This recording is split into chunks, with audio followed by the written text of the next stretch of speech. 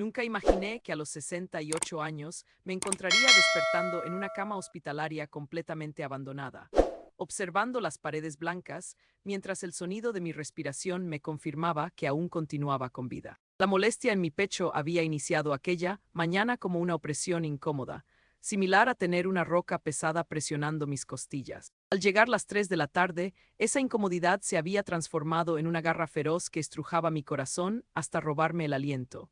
Fue Elena, mi vecina, quien me descubrió. Había venido a solicitar sal y me halló desplomada en el piso de mi cocina, sujetándome del mostrador mientras batallaba por obtener aire.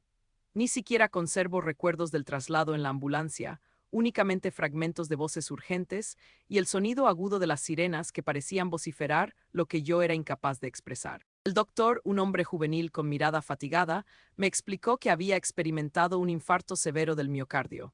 Requería una intervención quirúrgica inmediata. Mientras organizaban la documentación, solo logré concentrarme en una idea. Era imposible afrontar esta situación sin compañía. Tenía la obligación de contactar a mi familia. Inicialmente marqué el teléfono de Andrés, mi primogénito de 43 años, ejecutivo en una compañía aseguradora, perpetuamente atareado, pero constantemente asegurándome su cariño. El aparato sonó 4 ocasiones antes de que respondiera. Madre, me encuentro en una junta crucial, puede ser breve. Andrés, estoy internada en el hospital. Requiero una operación cardíaca. Siguió un silencio que pareció eterno, después exhaló profundamente. Dios santo, madre, ¿cuándo? En una hora. Es imposible, madre. Tengo una exposición con clientes de Chicago mañana. No puedo cancelarla. Representan $200,000 en comisiones. Carmen está en el viaje educativo de los pequeños. Te contacto después de la operación, de acuerdo. Colgó antes de que lograra pronunciar otra palabra. Marqué a Esperanza, mi hija intermedia de 39 años, madre de mellizos, siempre agobiada, pero constantemente diciéndome que era su heroína. Madre, los pequeños están enfermos y Roberto está de viaje comercial. ¿Qué sucede? Le expliqué nuevamente la situación. Esta vez el silencio fue más breve pero más gélido. Ay, madre, qué momento tan inoportuno. Es imposible abandonar a los niños con temperatura. No puedes posponerla hasta que Roberto retorne. Son únicamente 7 días. Esperanza, es una urgencia médica, no una cita que pueda reprogramar. Bueno, solicítale a Rafael que asista. Él no tiene hijos. Rafael, mi hijo menor de 35 años, soltero, desarrollador de software, quien siempre afirmaba que yo era la madre más extraordinaria del mundo. Madre, me encuentro en Portland en un seminario. Mi vuelo no parte hasta el domingo. Además, ya conoces cómo son estas operaciones rutinarias. Saldrás adelante. Eres la mujer más resistente que conozco. 3 hijos, 3 justificaciones, 3 negativas que se clavaron en mi pecho con mayor intensidad que cualquier dolor cardíaco. Intenté con mi hermana Rosa. Catalina, tengo el círculo de naipes esta tarde y posteriormente cena con Esteban. No puedes solicitarle a alguno de tus hijos. Mi hermano Joaquín estaba jugando golf. Es jueves, Catalina, es mi jornada de golf con los compañeros. Contacta a Rosa. Después de 6 llamadas y 6 rechazos, permanecí sosteniendo el teléfono con manos temblorosas. La enfermera, una mujer hispana de mediana edad con ojos compasivos, se aproximó a mi cama. «¿Vendrá alguien, señora?» «No», susurré sintiendo que las palabras se desmoronaban en mi boca. «No viene nadie». Ella colocó su mano sobre la mía. Su palma era tibia, más cálida que cualquier abrazo que hubiera recibido en años. «A veces la familia que elegimos es más sólida que la que nos correspondió», me dijo suavemente. Mientras me transportaban al quirófano, observé el techo que se desplazaba sobre mí como una película borrosa. 68 años de existencia. 3 hijos que eduqué sola después de que su padre falleciera. Décadas de sacrificios, de noches sin descanso atendiendo fiebres y pesadillas, de laborar en 2 empleos para costear sus estudios universitarios, de estar presente en cada graduación, cada matrimonio, cada crisis. Y ahora, cuando yo era quien necesitaba, me encontraba completamente abandonada. El anestesiólogo me pidió que contara hacia atrás desde 10. Mientras los números se desvanecían en mi mente, mi último pensamiento fue una pregunta que me desgarró el alma. ¿En qué instante me volví tan insignificante para las personas que más amaba? Desperté horas más tarde en una habitación silenciosa. Las flores sobre la mesa eran del hospital, un arreglo genérico que obsequiaban a todos los pacientes sin familia. Ni una sola tarjeta personal, ni un globo, ni siquiera un mensaje preguntando sobre mi estado. La enfermera ingresó para verificar mis signos vitales. «¿Cómo se siente?» «Vacía», respondí sin reflexionarlo. Ella se detuvo un momento como si comprendiera exactamente lo que quería expresar. La cirugía resultó perfecta. Su corazón está fuerte. Quise decirle que mi corazón estaba completamente destrozado, pero no encontré las palabras. Simplemente cerré los ojos y permití que el silencio me envolviera como una manta fría. Los días en el hospital se arrastraban como años.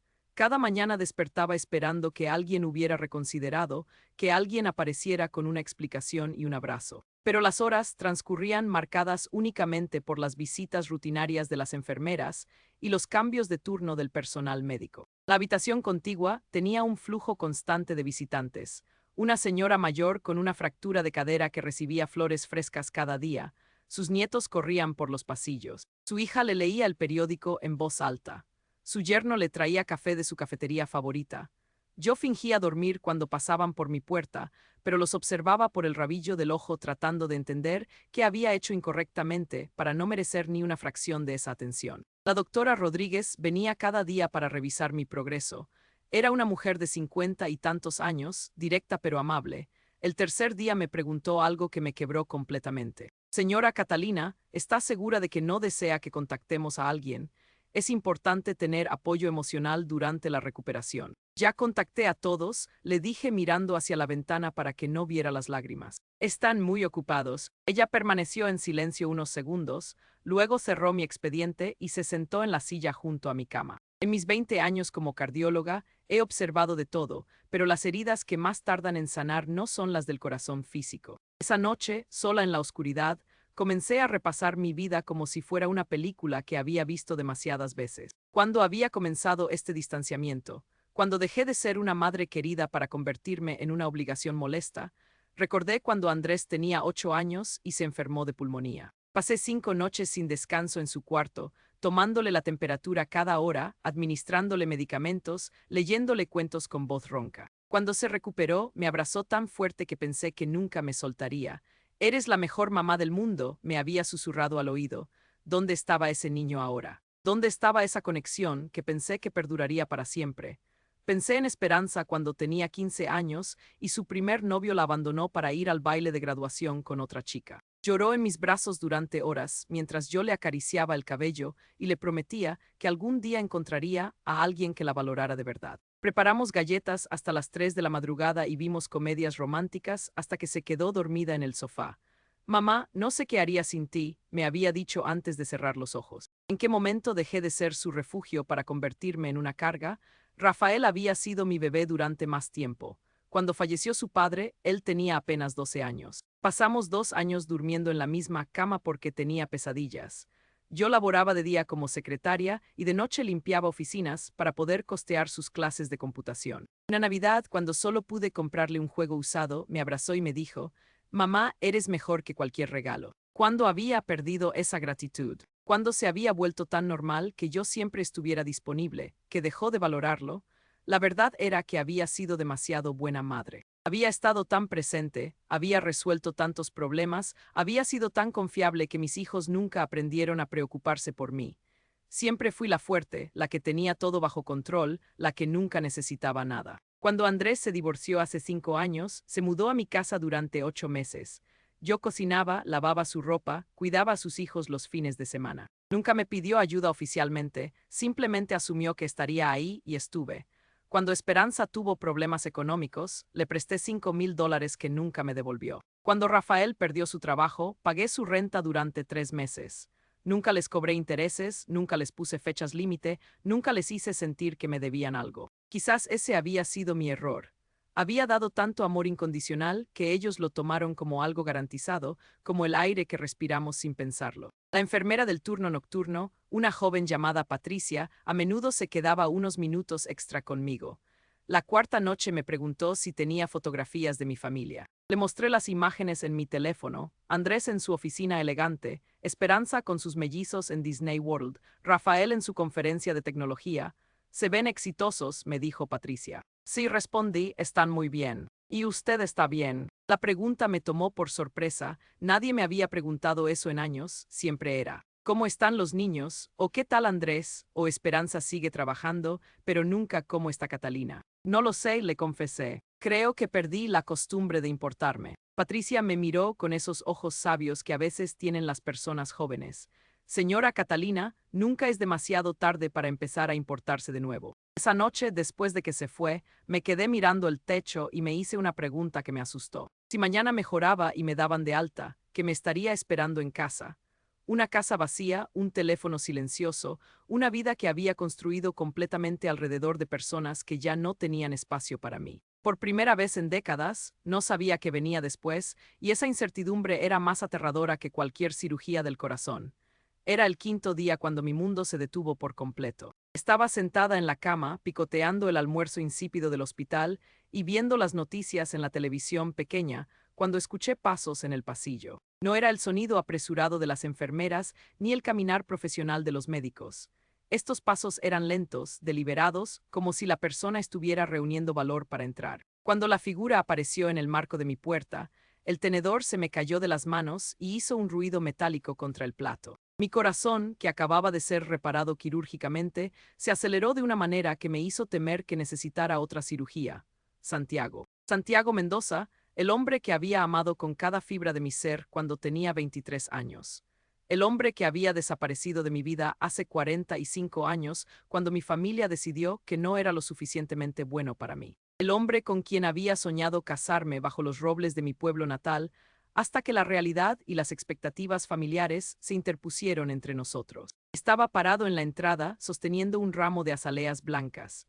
Mis flores favoritas, las únicas flores que había recordado que me gustaban de todos los hombres que había conocido. Su cabello, que antes era negro como la noche, ahora era completamente plateado. Pero sus ojos seguían siendo del mismo verde profundo que me había hecho perder el sueño durante meses después de que se fue. Catalina dijo mi nombre como una oración, como si hubiera estado guardando esas 4 sílabas en su corazón durante décadas. No pude hablar. Las palabras se habían evaporado de mi garganta. Lo único que pude hacer fue mirarlo, tratando de convencerme de que no era una alucinación causada por los medicamentos para el dolor. Él se acercó lentamente, como si yo fuera un animal herido que podría salir corriendo en cualquier momento. Puso las flores en la mesa y se sentó en la silla junto a mi cama. ¿Cómo sabías?, logré susurrar finalmente. Elena respondió suavemente. Tu vecina Elena. Resulta que su sobrina trabaja en el departamento de cardiología. Cuando le contó sobre tu cirugía, ella recordó tu nombre. Elena me llamó. Elena, mi vecina de 74 años, que me había encontrado en el suelo de mi cocina. Elena, que aparentemente había estado jugando a Cupido sin que yo lo supiera. Santiago, yo, comencé, pero él levantó su mano gentilmente. Déjame hablar primero, por favor. He estado ensayando esto durante 45 años. Se inclinó hacia adelante, sus manos descansando en sus rodillas. Podía ver que sus manos tenían las mismas marcas que recordaba, aunque ahora estaban señaladas por la edad y el tiempo. Cuando me fui de aquí en 1978, pensé que estaba haciendo lo correcto. Tu padre me había dejado muy claro que yo no tenía futuro contigo, que era un carpintero sin educación que solo te arrastraría hacia abajo. Tu madre me dijo que si realmente te amaba, te dejaría ir para que pudieras tener la vida que merecías. Sentí que el aire se escapaba de mis pulmones. Hablaron contigo. Más que hablar, me citaron en la oficina de tu padre un sábado por la mañana. Me mostraron la aceptación a la universidad, los planes que tenían para ti, el futuro brillante que te esperaba. Me dijeron que si realmente te amaba, sería egoísta quedarme. Las lágrimas comenzaron a rodar por mis mejillas. Durante 45 años había creído que Santiago simplemente había decidido que no me amaba lo suficiente para luchar por nuestra relación. Había creído que había encontrado algo mejor y había huido sin una explicación.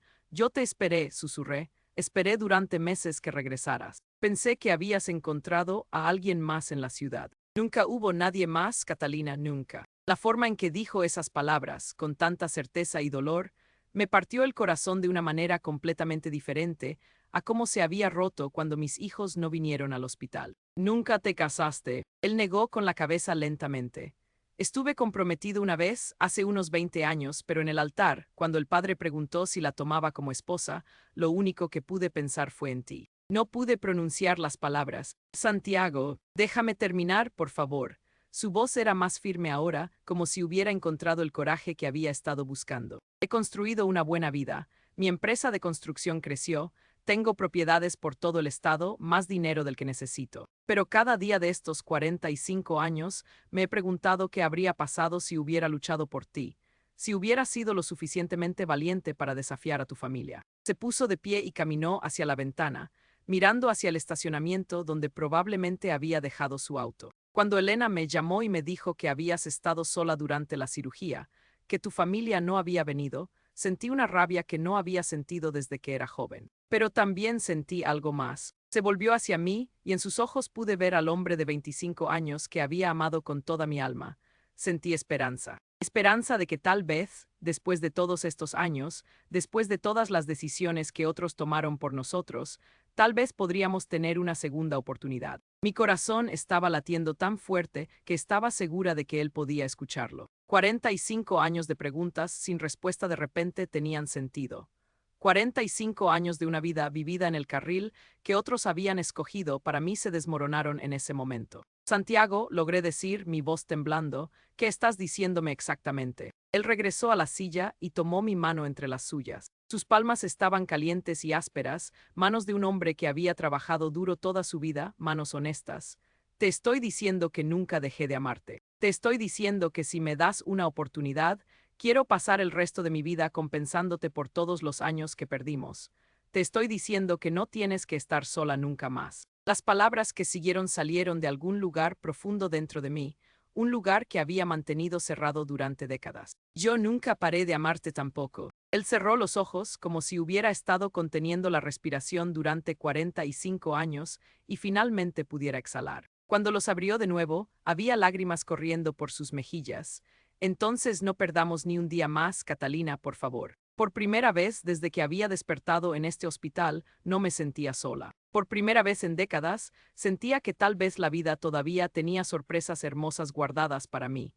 Los días siguientes pasaron como en una nube de sueños y conversaciones susurradas. Santiago venía cada mañana antes de que comenzaran las horas de visita oficial y se quedaba hasta que las enfermeras lo despedían gentilmente por la noche. Hablábamos sobre todo y sobre nada, llenando 45 años de silencio con palabras que habían estado esperando ser dichas. Me contó sobre su vida en la capital, donde había construido casas después de terremotos, sobre las noches solitarias cuando miraba las estrellas y pensaba en mí, sobre las veces que había manejado hasta los límites de nuestro pueblo natal, pero nunca había tenido el valor de buscarme. Yo le conté sobre mi matrimonio con Esteban, un hombre bueno pero que nunca encendió mi corazón como él lo había hecho, sobre mis hijos, sobre los años vacíos después de que Esteban murió. Era el 7.º día cuando Santiago llegó con algo más que flores. Traía una caja de zapatos vieja, desgastada en las esquinas y amarrada con un listón rojo descolorido. Tengo que mostrarte algo, me dijo, sentándose en la silla que ya había comenzado a pensar como suya. Abrió la caja lentamente, como si contuviera algo sagrado. Dentro había cartas, docenas de cartas escritas en su letra familiar, todas dirigidas a mí, todas con fechas que se extendían a lo largo de 45 años. ¿Qué es esto?, pregunté, aunque mi corazón ya estaba comenzando a entender. Te escribí cada año en tu cumpleaños, dijo suavemente, y en el aniversario del día que nos conocimos, y en Navidad, y cuando algo importante pasaba en mi vida que quería compartir contigo. Tomé una de las cartas con manos temblorosas. Estaba fechada apenas 2 años atrás. Querida Catalina, leí en voz alta, hoy cumples 66 años. Me pregunto si sigues poniendo canela extra en tu café los domingos por la mañana. Me pregunto si todavía tienes pesadillas después de ver películas de terror. Espero que estés feliz. Espero que alguien te esté amando como mereces ser amada. Las lágrimas me impedían continuar leyendo. Santiago se acercó más. Pero eso no es todo, Catalina, hay algo más que necesitas saber. Cerré la carta y lo miré, sintiendo que se acercaba otra revelación que cambiaría todo lo que pensaba que sabía sobre mi vida. Durante todos estos años, he estado cuidándote a la distancia. ¿Qué quieres decir? Santiago tomó mis manos entre las suyas, como si necesitara estar conectado conmigo para encontrar el valor de continuar. ¿Recuerdas cuando Andrés estaba en la universidad y casi tuvo que abandonar sus estudios porque no podías pagar la matrícula del último semestre? Recordaba perfectamente. Había sido uno de los momentos más desesperantes de mi vida. Había aplicado para préstamos, había vendido las joyas de mi madre, había trabajado turnos dobles, pero aún me faltaban $3,000. ¿Recuerdas que de repente la universidad te llamó para decirte que Andrés había recibido una beca de último minuto? Mi boca se abrió lentamente mientras las piezas comenzaban a encajar. No era una beca, Catalina, era yo. Tú pagaste la universidad de Andrés, y cuando Esperanza necesitó dinero para el pago inicial de su casa, y tú no tenías cómo ayudarla. ¿Recuerdas que le dijeron en el banco que había habido un error en su aplicación de préstamo y que después de todo sí calificaba? Mi corazón estaba latiendo tan fuerte que temí que se me saliera del pecho. Y cuando Rafael perdió su trabajo hace 3 años y de repente recibió esa oferta de trabajo perfecta de una empresa que nunca había oído hablar de él. Santiago, ¿qué estás diciéndome? Él se puso de pie y caminó hacia la ventana, sus hombros tensos como si estuviera cargando el peso de décadas de secretos. Te estoy diciendo que nunca dejé de cuidarte. Contraté a un investigador privado para que me mantuviera informado sobre tu vida, no para espiarte, sino para asegurarme de que estuvieras bien. Y cada vez que te vi luchar, cada vez que necesitaste algo que no podías conseguir sola, encontré una manera de ayudarte sin que supieras que era yo. Me quedé sin aliento. Durante años había pensado que era afortunada, que tenía ángeles guardianes que me ayudaban justo cuando más lo necesitaba. Nunca había imaginado que mi ángel guardián tenía nombre y apellido. ¿Por qué? Susurré. ¿Por qué hiciste todo eso? Él se volvió hacia mí, sus ojos brillando con lágrimas no derramadas. Porque no podía estar contigo, pero no podía dejar de amarte tampoco. Era lo único que podía hacer para sentir que todavía era parte de tu vida de alguna manera. ¿Cuánto dinero, Santiago? ¿Cuánto gastaste en mi familia a lo largo de los años? Él negó con la cabeza. Eso no importa. Sí importa, dímelo. Se quedó callado por un largo momento antes de susurrar, cerca de $200,000. Sentí como si alguien me hubiera golpeado en el estómago. $200,000. Él había gastado $200,000 cuidando a una familia que ni siquiera sabía que existía, solo porque me amaba. Y ahora, continué, mi voz quebrándose, cuando realmente necesité a esa familia, cuando estuve sola en este hospital donde estaban. Ocupados con sus vidas exitosas, dijo Santiago amargamente. Las vidas que yo ayudé a construir. La ironía era tan cruel que casi me hizo reír. Los hijos que no habían venido a verme cuando estaba muriendo habían sido ayudados en secreto durante años por el hombre que yo había perdido por culpa de sus abuelos, por las expectativas de una familia que ahora me había abandonado por completo. Catalina, dijo Santiago regresando a mi lado, hay una cosa más. No estaba segura de poder manejar otra revelación, pero asentí. Elena no me llamó por accidente, ella sabía sobre mí. Tu madre le contó antes de morir que tu madre se estaba muriendo de cáncer hace 5 años. Elena iba a visitarla regularmente. Un día, cuando el dolor era muy fuerte, tu madre le confesó lo que habían hecho conmigo, cómo nos habían separado. Le dijo que era el mayor arrepentimiento de su vida. Cerré los ojos, sintiendo una mezcla de dolor y rabia hacia una mujer que ya no podía pedirme perdón. Elena tenía mi información porque tu madre se la había dado por si alguna vez pasaba algo contigo. Tu madre le pidió que me buscara si alguna vez necesitabas ayuda y no tenías a nadie más. Entonces Elena sabía todo este tiempo que yo nunca había dejado de amarte. Así, me quedé en silencio, procesando décadas de manipulación, de secretos, de amor oculto y oportunidades perdidas. Pero por encima de todo eso, una verdad brillaba como el sol después de una tormenta. Santiago había estado ahí todo el tiempo. Cuando mi familia me había fallado, cuando me había sentido más sola, él había estado cuidándome desde las sombras. ¿Qué hacemos ahora?, le pregunté. Él tomó mi rostro entre sus manos con una ternura que me hizo recordar por qué me había enamorado de él 4 décadas atrás. Ahora vivimos, Catalina, por fin vivimos.